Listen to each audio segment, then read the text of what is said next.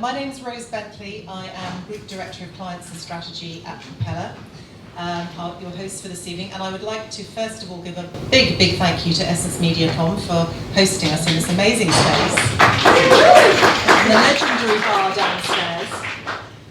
So for those of you that don't know us, Propeller Group is a B2B agency that focuses on PR, content and business development, and our raison d'etre is to particularly within creative, advertising, marketing and tech businesses, to make sure that we are building their reputation and helping them grow. And of course, in this new environment that we're talking about tonight of retail media, relatively new environment, there are new opportunities for brands to build their reputation and certainly to grow if they get it right, if they know how to activate and so on. So we know, of course, that this is a brave new world for products to be sold and discussed, but the key exam question for tonight, of course, is, are you sold? Are we sold on retail media? So without further ado, I'd like to introduce our chair for the evening, Branwell Johnson, our Director of Content at Propeller, to introduce the panel. Thank you very much. Thank you very much, Rose. Thank you. Hello, everybody. Welcome. Let's find out if you are sold on retail media. We've got a fantastic panel to explore the topic, each person bringing a different viewpoint. Just so you know the kind of running order, we're going to kick off with an overview from Dr. Alice Enders of Enders Analysis of the retail economy, because it's so important to monitor this for brands and for retailers. And then we'll move into a 45-minute discussion exploring some of the key points, challenges, opportunities within retail media with the panel, and then hopefully we'll have time for a Q&A for the people in the room. So do think of questions as we move through the panel. Now I'd just like to introduce the panel. We have Alice, of course, I've already mentioned. We have David Muldoon, who's Vice President at MediaLink, and David has spent many years at Walgreens Boots Alliance in marketing roles, so we'll be bringing that perspective to the talk. We've got Steve Rickets, Managing Partner and Head of E-commerce Practice at EssenceMediacom. He's got 20 years experience in commerce and media across a number of categories, including brands, retailers and tech and data businesses.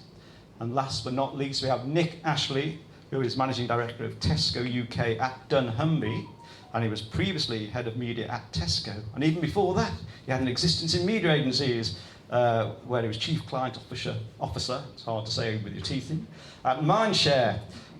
So that's what we're going to do. I'm going to hand over to Alice now for a quick overview of the economic landscape. We know we've been through some tough times and challenges in recent years, so there may be some challenging statistics, we'll find out. Okay. Thank you.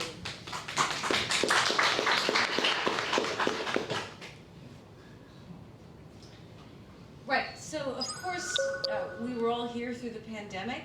I think this is working. And so you all know that life has changed really forever. And one of the most compelling changes has been the structural rise in e-commerce, in online purchasing of goods.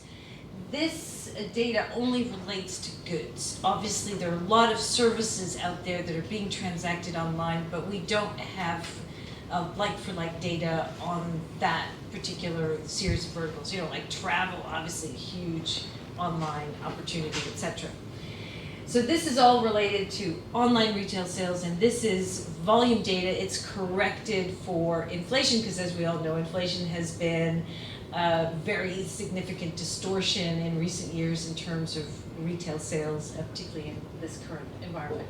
And as you can see, basically, online sales has eaten to some degree the lunch of offline retail, and the share of online retail is about 25%. And we actually predicted this new baseline from 20 to 25. It had been 20 for years and years and years. And the principal reason for this huge increase in online e-commerce is actually food and drinks and so on. And there are structural changes that are working to this. In the pandemic, of course, we had lockdowns and so on. But post-pandemic, we have a new, paradigm in terms of hybrid work from home.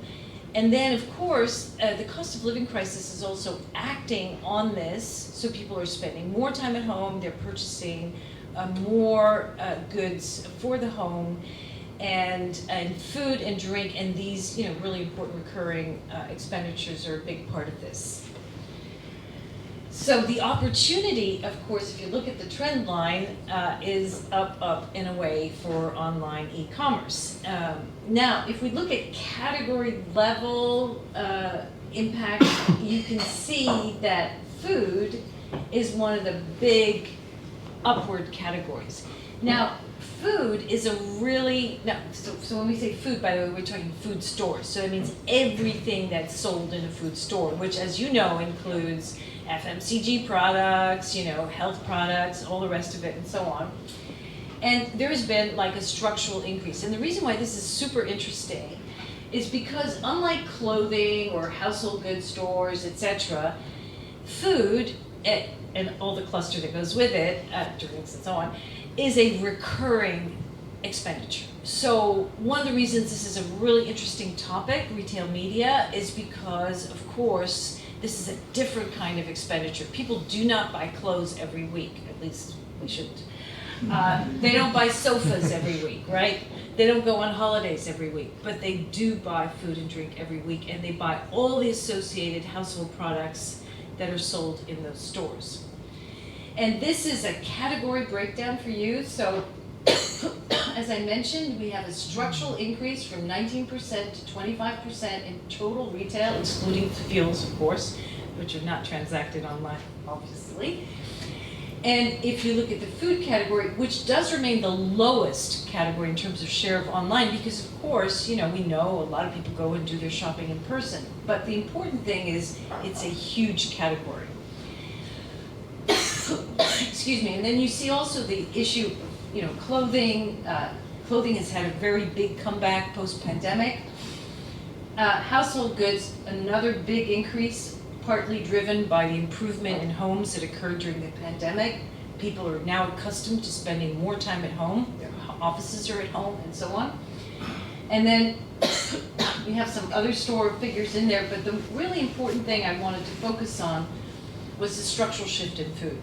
And that has been driven a lot by Tesco, Ocado, every single, Sainsbury's, Waitrose, etc. Of course, there's a lot of Deliveroo as well in there, but never mind. The point is that we have had a massive shift in the habits here. Now, when I think about the internet, which I've been studying for 20 years, I think about it as basically Amazon versus the open internet. Now, Amazon, of course, is possibly about half of e-commerce in the UK. We don't have any specific figures. It probably increased its share of e-commerce during the pandemic because of Prime. But Amazon doesn't compete in food and drink and household goods to some extent. Of course, they have their own, products and their subscription things and so on and so on. But I really believe, I'm a great believer in the open internet. And the open internet is really what we're talking about tonight. We're not talking about Amazon as a retail media. We're talking about all the retailers, e-tailers out there, Boots, Tesco, etc., that have harvested this massive shift from offline to online. So with that, I'll leave you to the rest of the discussion.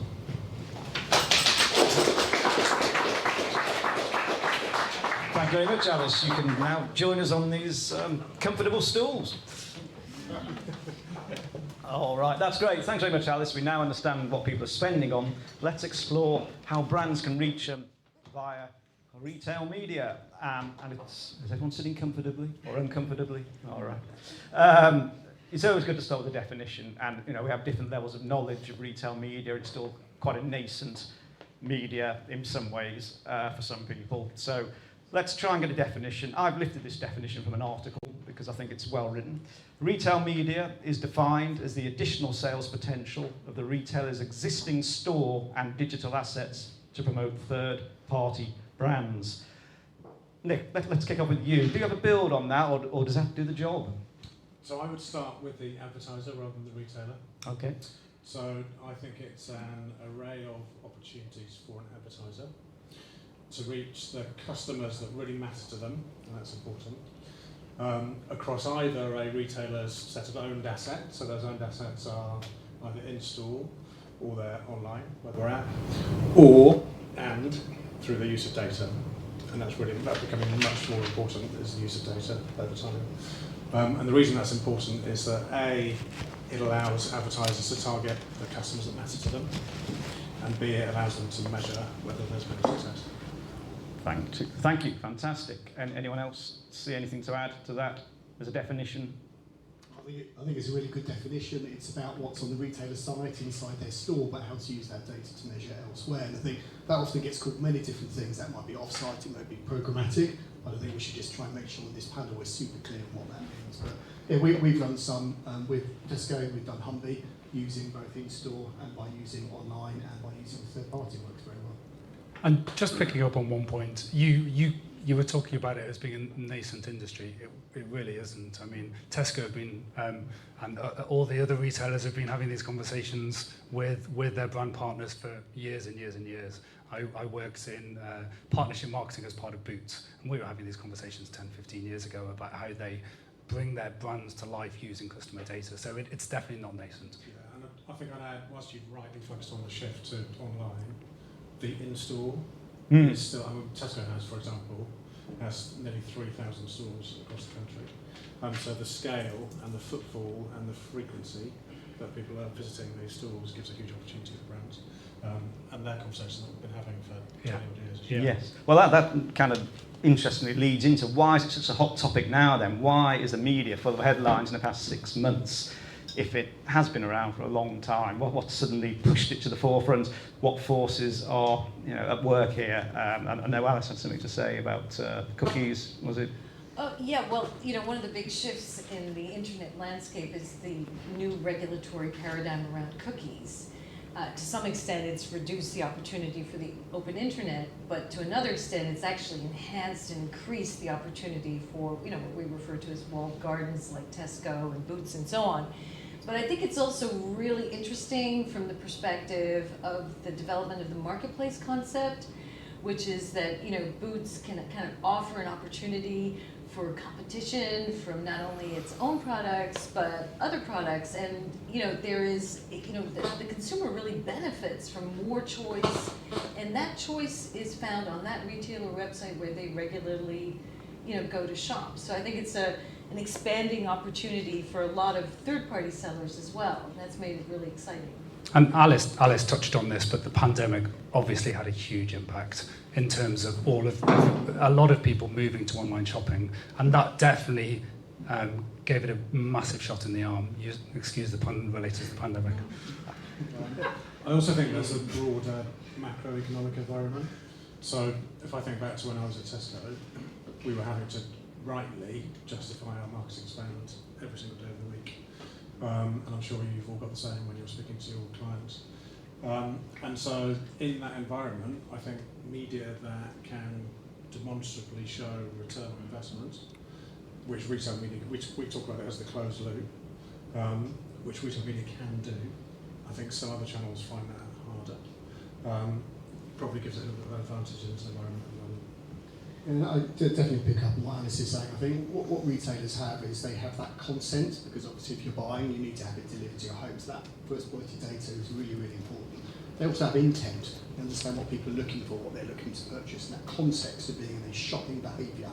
All of those things together bring that actually driving this on site or using this data to target and reach people with consent in the right ways is delivering success. And that macroeconomic environment means retailers can't leave that money on the table. Some of them want to reinvest that in low prices to attract consumers, to attract shoppers, and have the right services if one of their competitors is going to do the same. And just to build on that as well, I think the other thing it can do is influence the consumer journey. It can influence the what a customer goes on to purchase, and that's incredibly powerful. It can either drive trial, it can drive loyalty, it can drive brand switching, and those are incredibly powerful tools.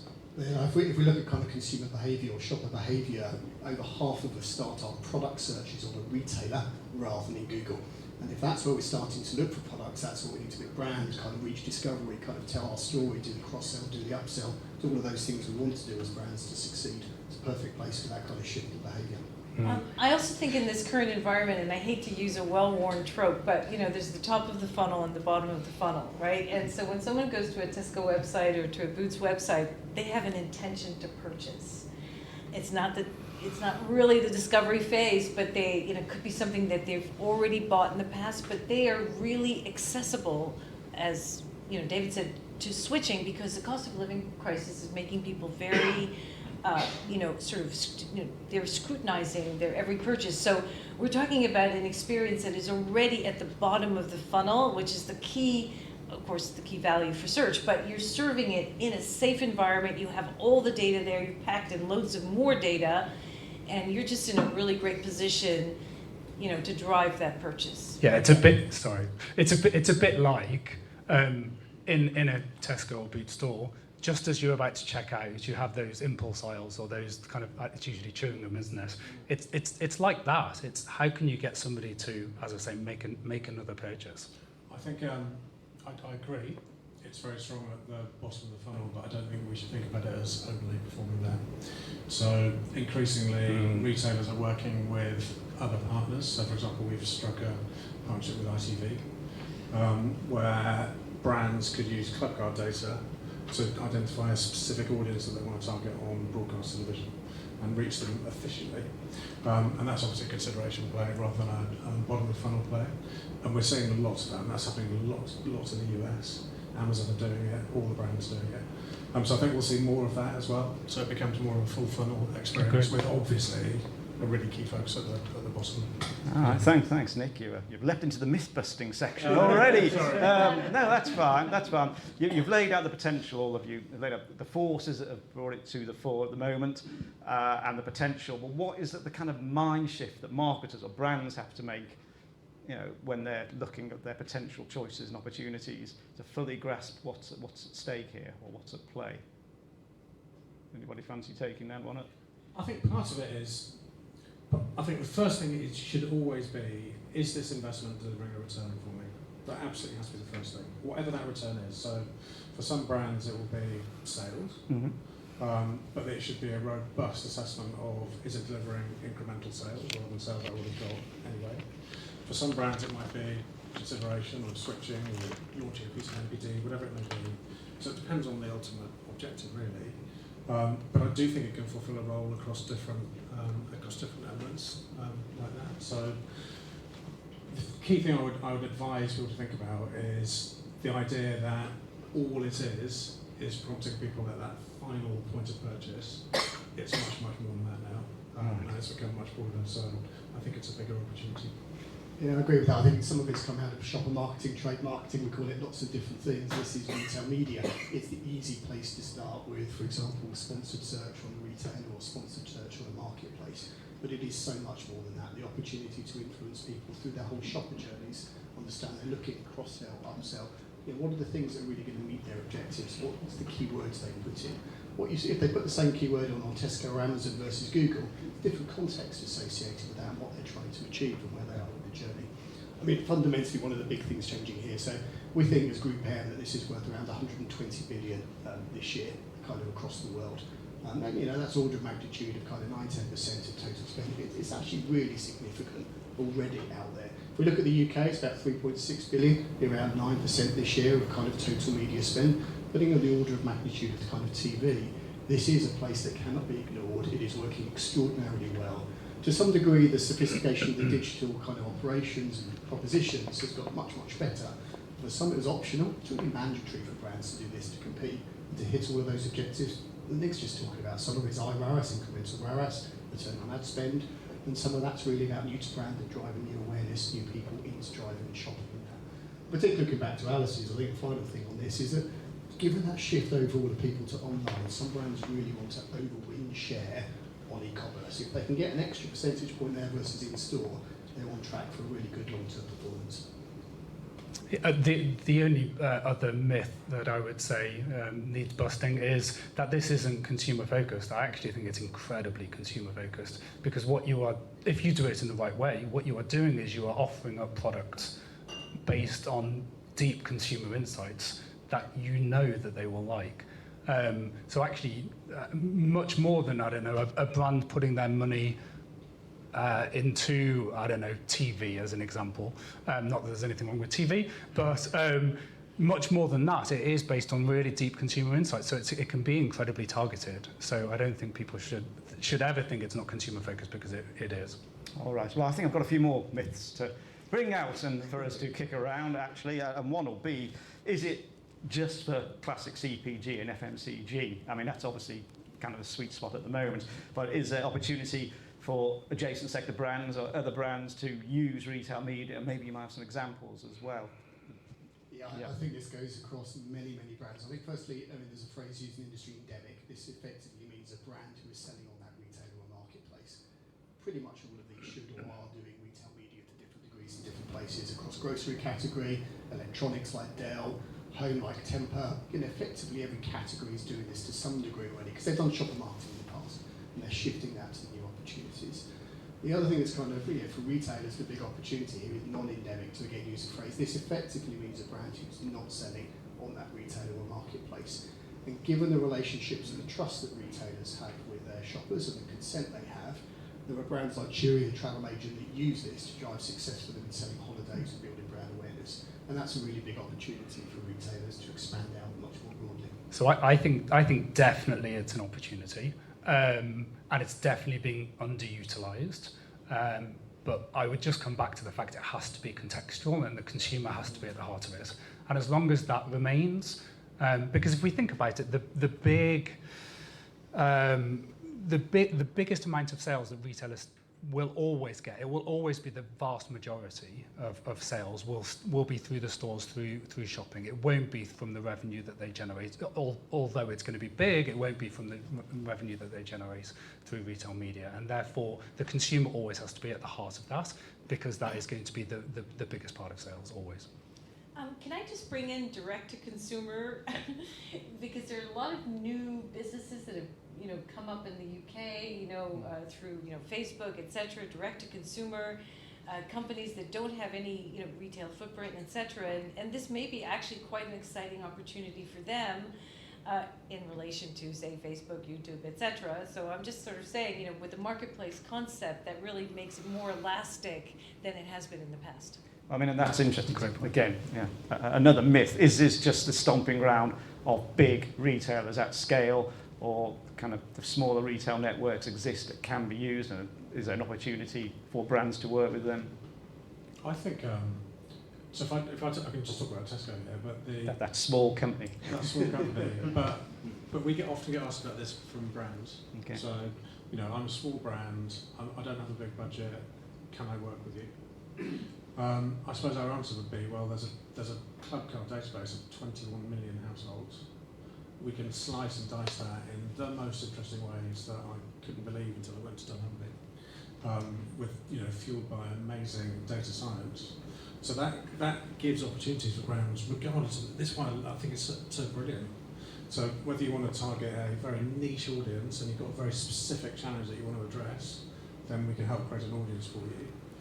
If you want to reach a mass audience, which lots of brands do, we can do the same thing. So from a brand perspective, I'm sure that's the same with all retailers, that they can have that flexibility. So I think it's viable for all brands.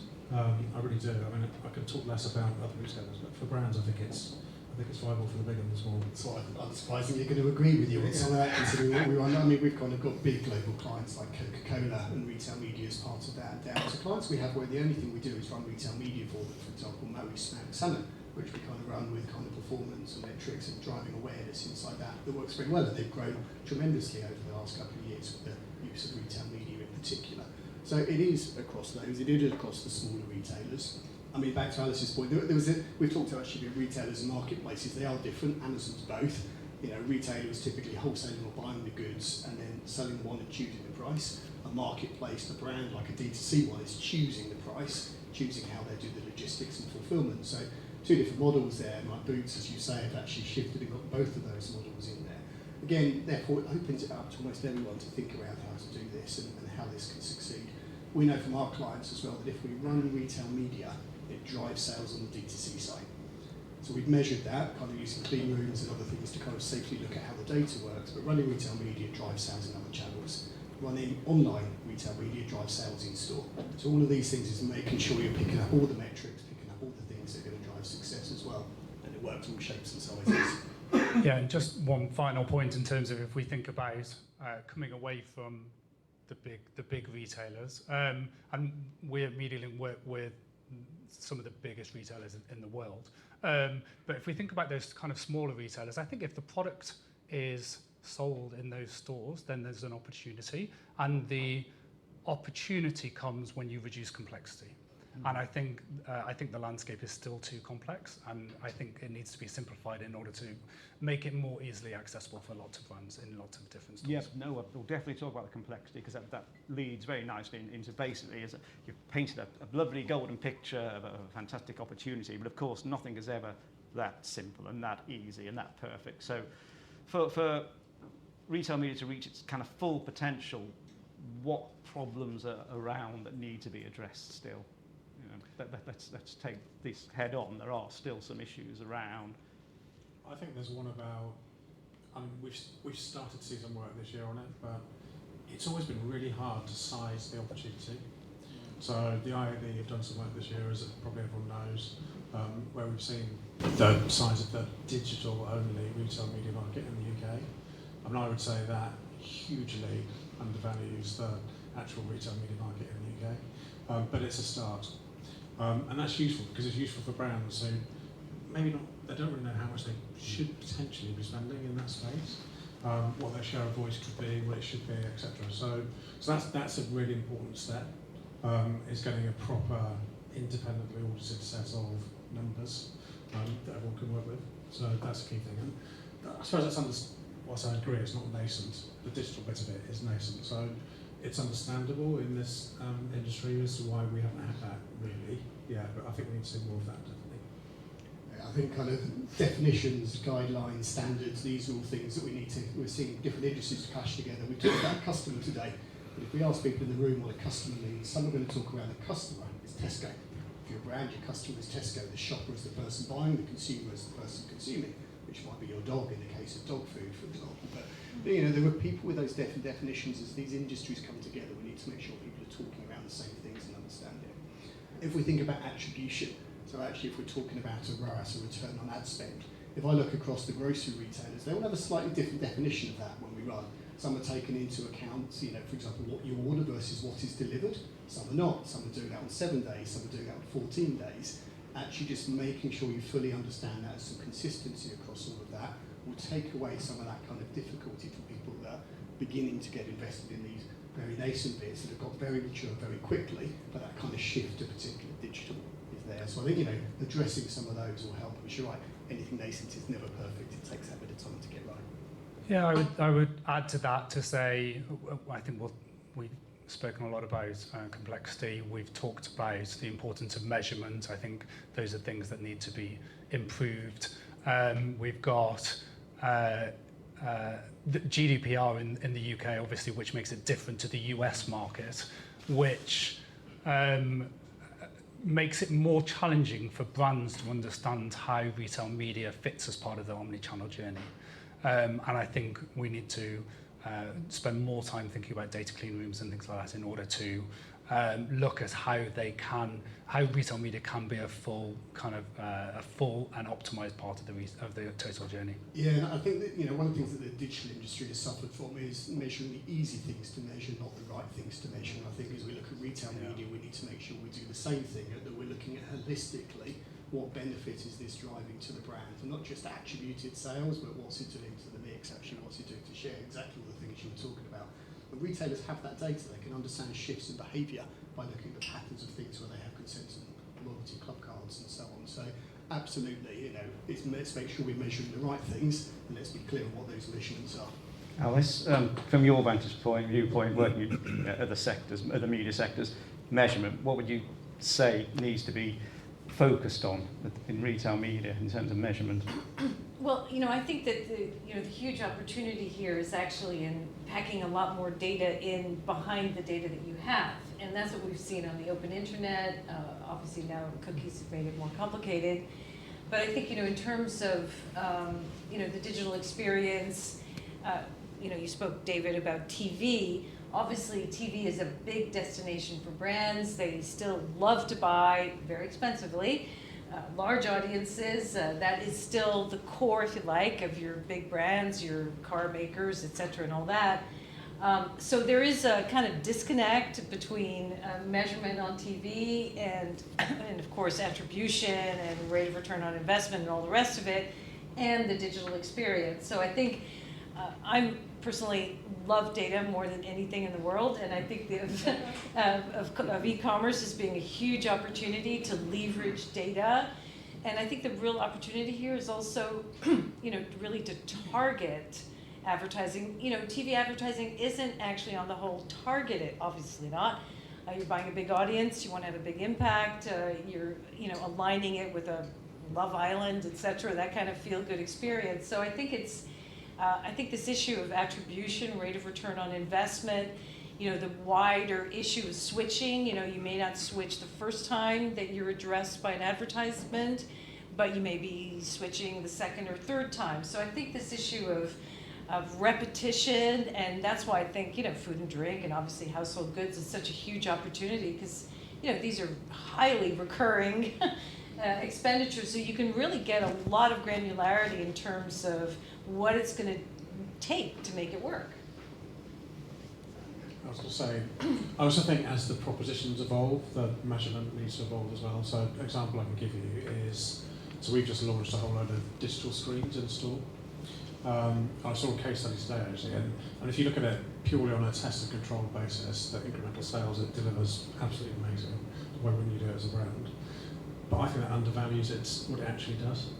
Because if you look at these screens, they are delivering incredible brand messaging for brands in an environment that has huge footfall.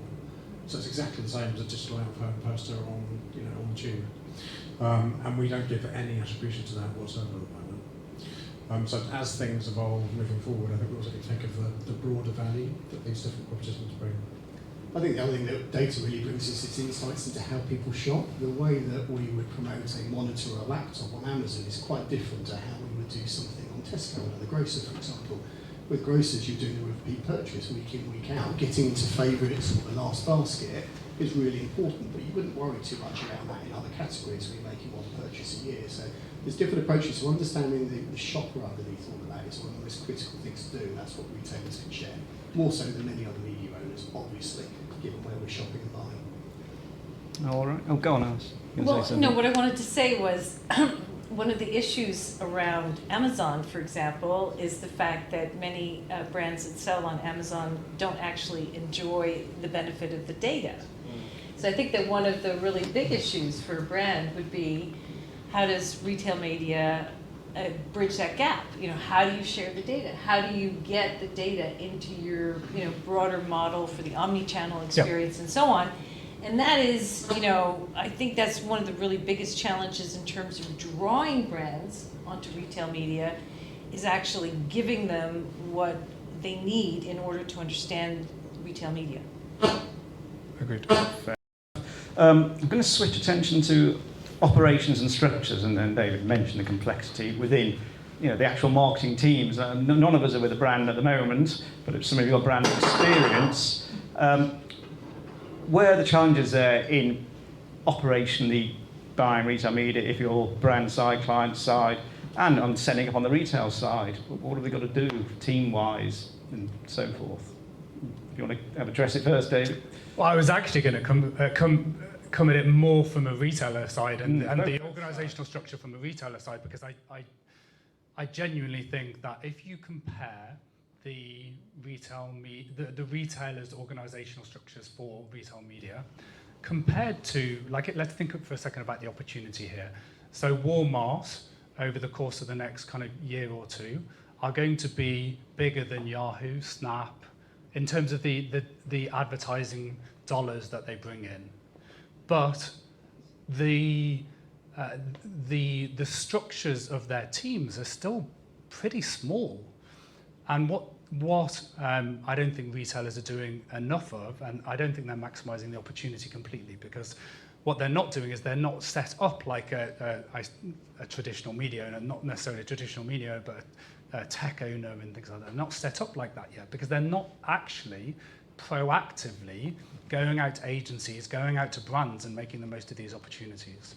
So in terms of from a retailer perspective, in my opinion, and Nick, it would be great for you to get your build on this, but in my opinion, there's actually a lot more scope for improvement, and how you get that improvement is by putting people future-facing, being proactive, and actually going out and having these conversations with brands proactively. Yeah, I think, so I can talk from Tesco's perspective, I think a couple of things that have helped us is, one, you need cross-functional teams in place as a retailer. So, you know, in order to get stuff done, you need the tech team, the customer team, the product team, etc., etc. So you need to set yourself up in a more agile way. Interestingly, retail media is sort of led by the customer team at Tesco, whereas you might think it would be led by the commercial team at Tesco. It's led by the customer team. And the reason it's led by the customer team is, back to your point earlier, is that we believe that it can provide value in its own right to customers. It's not just commercialising for the sake of it. So retail media at its best is delivering helpful, relevant, personalised messages to a customer, and that should be driven by the customer team. Otherwise, you just end up, spamming your customers with advertising, which is not what we want to do. So that's been a big change. I think from a brand side, I don't know how many brand owners are in the room here, but we've definitely started to see some changes. Particularly the larger international brands who probably got quite a lot of experience from the States are doing things like thinking of their budget as one budget. So gone all the silos of shopper, e-commerce, media, digital. Increasingly there's one budget, and they're looking at it that way. And there was a good article by PepsiCo recently, where PepsiCo talking about how rather than retail media being at the end, they're thinking about it at the start point because of the insights that it can provide for a broader comms plan. So I think we're starting to see some pretty significant changes in the way that the CPG brands are talking about it and thinking about it. Yeah, I concur. So I think when we talk to our clients and brands who are looking to succeed more and more in this space, it's kind of, you've got to start with the shopper. What do you understand the shopper online, the shopper in store? What do we have? And actually, if you look across, that's all sometimes that with the commercial or the retail teams. They've got that pot of data, and the media team has a different pot of data. How can you begin to bring those insights together? So understand the shopper.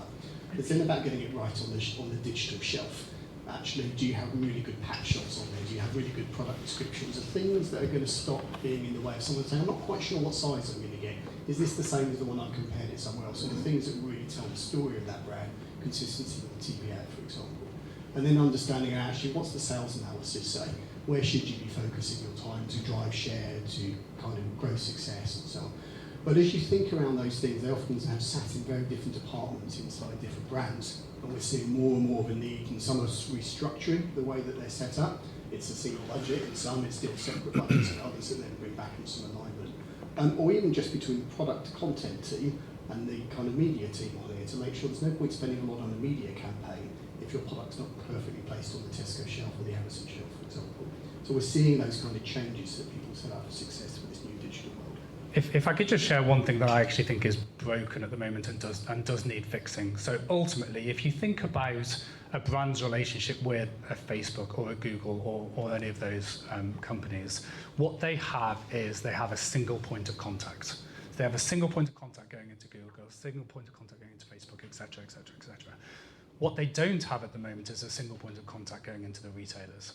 And I genuinely think they're crying out for that because, and this is the kind of a little bit what you were talking about, like those relationships are split across trading and marketing still. And the more I think retailers can do in order to provide a single point of that contact to that brand, I think the more it will help. Alice, have you got anything you'd like to say about structure and operational? Well, I was just thinking, about what Nick was saying, and I think it's really important, not for the retailer question, not to damage the customer experience, because I think the whole problem with an open platform is that, you know, and I'm sorry, I'm just thinking about Spotify in this. I mean, you know, because it's been sort of overwhelmed with AI generated music and so on, and it's brought, you know, hell to, you know, the owners of the branded music that's actually on the platforms. I think this issue of open platform, this issue of gatekeeper, protecting the customer experience, not undermining it, I think that's a crucial thing. And to have, you know, the retailer really, you know, I'm so gratified that Tesco in particular has the customer at the center of this, because as a customer of Tesco, I really wouldn't want to be overwhelmed with rubbish advertising. So I think it's a really important issue for retailer media in terms of, you know, being very careful about how you curate the experience for the customer. Yeah. And that's exactly what our brands want as well. They want to have people with a good experience without not an interruptive and appropriate experience, because it reflects on them as well, which is why I think it's really good that retailers and the brands and us work together on this. I mean, I think one of the huge advantages of retail media, when I think about Amazon, for example, you know, Amazon's full of counterfeit products. It's full of stuff that looks one way, and then when it lands on your doorstep, it just doesn't work. And there's, you know, obviously I don't want to mention, you know, Chinese e-commerce, etc. But I mean, you know, I think the quality of the product is so important to Tesco, and protecting that quality and ensuring that the customer, you know, associates a brand, for example, Tesco, with a quality product. I mean, that's a huge opportunity in relation to the many bad experiences that Amazon often sometimes enables by being an open marketplace, really. And let's be clear, what customers are looking for, coming back to customer being at the heart, what customers are looking for is, and one of the reasons why they shop online is because it's easy. And I think this is, again, what retail media offers. It's how can I shorten the path to purchase? And this is why Amazon has been so successful. How can I make it as easy as possible for customers to find, buy, and get the products that they want? And ultimately, I think that's why retail media will be successful. Okay. Well, I do want to give the audience a chance to ask some questions. Just one last question from me before I move to that part, and a little bit of future gazing. What do you think are going to be the major developments within retail media, or what might be the interesting developments in retail media in the next 12, 24 months? If you want to go first, David. Yeah, it's interesting that Alice just talked about Chinese e-commerce websites. So I genuinely think that what we're seeing a lot of both there and with Amazon is the impact of influencers on shopping. So we've seen like Amazon Live is just one example, but also Tmall, and how they're bringing influencers to be part of that. And I genuinely think it's going to come to the UK probably in the next 24 months. Okay, go on. I think with those insights, we get a much better understanding around how shoppers want to shop, and we're going to see higher quality. We're going to solve some of those barriers. We'll see more retailers launch high quality retail media propositions. We'll see more media placements for those. We've seen for Tesco, and as a result of that, we're going to see more spend heading into this industry as those things are solved. I think one of the most interesting things will be the digitisation of the store, which is starting. So we call it a connected store. So how do you think about that whole journey? And as a consequence, give advertisers more agility. So gone will be the days of you have to buy a cardboard style campaign for 3 weeks and point of sale. Increasingly, it will be much more digital and agile, which I think will transform the way that people think about it, given that whilst we have seen a big increase, 85% of the brand sales are still happening in our instance in a store. I think that one of the interesting things in terms of the growth of retail media is the number of retailers that are, you know, have that amazing data, et cetera, et cetera. You know, on the supply side, I would say it's not a one size fits all. Is John Lewis going to get involved? You know, are the other major retailers that have all this data, that have these customer loyalty situations and so on? You know, I would say on the supply side, there's more of a constraint than, say, on the demand side in terms of brands, advertisers, and actually even customers. Yeah, I'm sure it's not a coincidence that Asda, Lidl, etc. have recently launched loyalty schemes because I think they've seen the opportunity. Yeah. Well, I have to say it's the first panel I've either moderated or sat through where no one's mentioned two little letters called A and I. Before I throw it open to the audience, I'll just quickly ask, has anyone got a take at all on AI within retail media, its benefit, its opportunity? Well, I've got to say AI isn't new, okay? I know that people keep referring to AI, when you think of ChatGPT, sure, that's new. The fact it's open access is new. But actually at the heart of data science is actually machine learning. I'm sure you agree, Nick? Yeah. So over to you. Lovely pass. I think the biggest area of interest will be the most insightful audience creation that AI can help you deliver as a consequence. So just think about, I don't know, you're launching a brand, you want to know who's most likely to switch in a category, and you then want to be able to target that group specifically. We can sort of do that already, but AI will help us do that quicker, in the real time, and more effectively. So I think it's about really smart, data-driven insights. Okay. Everyone happy? We've covered AI. Anyone got anything to add? It's going to improve the shopper experience as they see what they see and get the right things presented in front of them, and it's going to improve the advertiser experiences. They can have AI to kind of do bid optimization on things to get to the right things that deliver the results they want. Brilliant. I asked it so no one else had to. Okay. All right, Q&A. Hopefully we've got some questions for this a panel of experts here. I'm sure they'll take anything you throw at them. Or we will keep Oh, yeah. Ben is running over with the microphone. If you just say your name and where you're from, that'd be great. Hey, I'm Tim. I'm from Habu. Just really interested in the fact that with retail media, so much of the inventory is constrained on-site. And so everybody's piling into off-site buying. And I think in the US, with the population, with the kind of scale of the market, like that could be okay. But how do we feel about the potential for driving prices up of inventory to a point where it becomes untenable for CPGs, right? Or for people who are operating at very low margins on product sales, as everybody suddenly launches RMNs and starts trying to buy the same inventory or the same broadcasters or the same publishers. And of course, all the CPGs want the best quality inventory, so they're going to be competing against each other for a very constrained pool. So just wonder if any comments on how we can maybe avoid some of what seems to potentially be coming there. Media inflation. I think you're 100% right, and the last thing that we want to do is charge ludicrous CPMs in combination with a broadcaster, which just makes it not achievable. So in our instance, I mean, it's early days, but our partnership with ITV, it's a small supplementary addition to an existing CPM that we would ask a CPG to pay. Now, what we then have to do is demonstrate that that additional CPM, which is less than 5% of the overall buy, is delivering additional impact, either because it's more targeted or because we're able to measure it. But you're right, there's no point tripling the price of access because you don't want to get triple the impact. So there definitely has to be that balance. I agree with you. But it's interesting, isn't it? I mean, I think Target up to 50% of their business is offsite. Right. I think in the US, I don't think anyone's anywhere near that in the UK, but it will definitely grow as an opportunity for brands who do want to be targeted. I think. You have different schools of thoughts at CPG as well, don't you? You have the Byron Sharp school who wouldn't do anything like that because that would be blasphemy.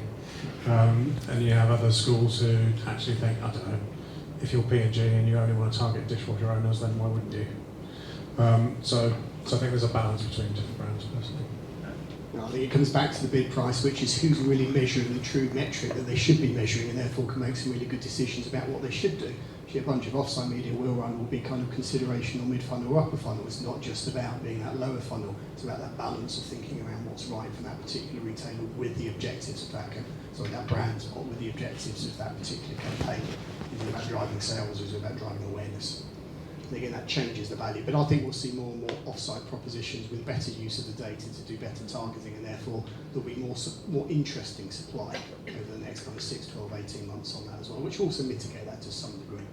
And it's dependent on the retailers. I'm just coming at it from a slightly different angle. I mean, retail media is great, but it is just one choice that brands have. They're now competing with the likes of Facebook and Google, etc. So brands have a choice.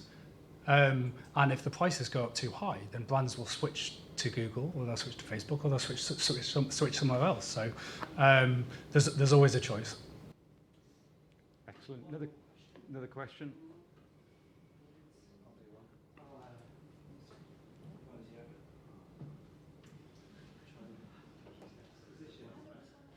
Oh, I'm so sorry. I'm sure we can fit them both in. Do them both. I'm sure we can do two. I tell you what, let's do two quickly. There's no one cutting this off.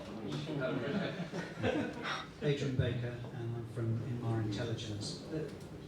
You talked about the funnel here, about the opportunity for creating marketing, which is both about establishing awareness, going through all the way through conversion to loyalty. Are the brands able to provide the kind of marketing communications that are actually going to fulfill that promise? Do you see any limitations there? Yes, some of them can, and some of them aren't. I think for some, it's about kind of shifting where they want to spend the money. And it comes back to, have they thought about this holistically? Have they understood the shopper journey? Have they thought about their metrics? But some of them are splitting out and thinking about what's the message and who's the audience you're reaching and what you're going to do. That might be thinking about potential subscribe and save shoppers on Amazon, for example, or thinking about those regular buyers on Tesco differently to some of those that might be one-offs. So how do you get them to a bigger pack size? We are certainly seeing those requirements coming through. We are certainly running that for some of the brands. Others, they're not there yet. So I believe the stat is 70% of retail media comes through on-site search. So I appreciate the question completely, but that doesn't require any sort of marketing communications, and that delivers 70% of the retail media revenue. So. But it needs to be used in conjunction with other things to work really well. It Yes. shouldn't be just used on its own. It should be Yeah. used with, how do you get that? How do you, those people that have clicked and gone through, can you reach them on off-site media? Completely agree. Drive that conversion if the Yep. consideration window is appropriate. Completely agree. Okay, and there was one final question. I didn't even see where they were. I was so But there, right next to you, right next to you. My good friend Adrian, I should add. Cheers, thank you very much. Sorry for delaying, I know we won't get until 7. But Adrian from An Audience. So we've heard a lot about data, customer data, shopping data, loyalty data, these kind of things that retailers will see in the basket, all that kind of thing. But what do you guys think about brands using third-party partners to understand the data around users and customers and their experiences, intent and interest, and what they do across the wider web, and how that impacts retail media and the way of impacting their decision making when they're in that point of sale, or where you can impact them with some kind of messaging? So I'll jump in very quickly. I think it's critically important because retailers have a lot of knowledge about their customers and consumers, but it's just about based on what they do in that shop. There's a whole human being outside of that they might not know anything about. So I think it's critically important. I agree. You want to. There's retailer data. There's the first-party data if they've got a D2C or direct-to-consumer proposition. There's third-party data that understands. One of the challenges is, how do you join this all up? Clean rooms can be part of the answer to that, but actually some of this is just anonymised, aggregated data, and therefore, what insights can you take? What hypothesis can you create to then test and learn to work out what's there? So, understanding the shopper is at the heart of this, but then understanding the measurements at the other end is equally important, so you can make some good investment decisions. So more and more data, more joined up is going to be good for everyone. Sounds like we're going to be drowning in data. Okay, the title of the panel was, "Are you sold on retail media?" It sounds like 75% of this panel are sold on retail media. Alice, you're a little bit of the outlier here. What would you like to say as your kind of view of retail media and its potential?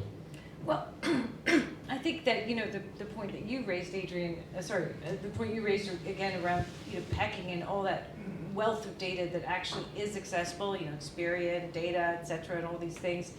I think that really boosts the opportunity as we've seen on the open internet. So I think, the development of that is really important. I think, when I think about my Tesco basket, I think of it as pretty stuck, in, everything I like to buy. And I think the switching opportunity is more challenging, but I think the really interesting thing that Nick brought up is the digitization of stores, which we've seen, out of home, we call it out of home. In the tube and so on. And I think that's actually quite an exciting opportunity for brands because it's right there and it's very visual. And I'm sort of sold on audiovisual in terms of, a medium that really speaks to so many people.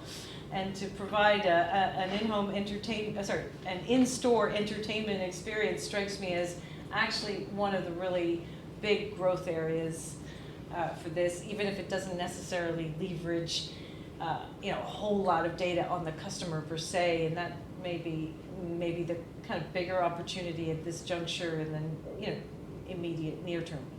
Oops. Anyway, there we go. Excellent. All right then. Well, hope you heard an interesting number of perspectives and viewpoints. I hope everyone's taking away at least something useful, they can work with when they think about retail media and how to use it or apply it or indeed sell it. All right then. A big round of applause for the panel, please. David, Alice, Nick, and Steve.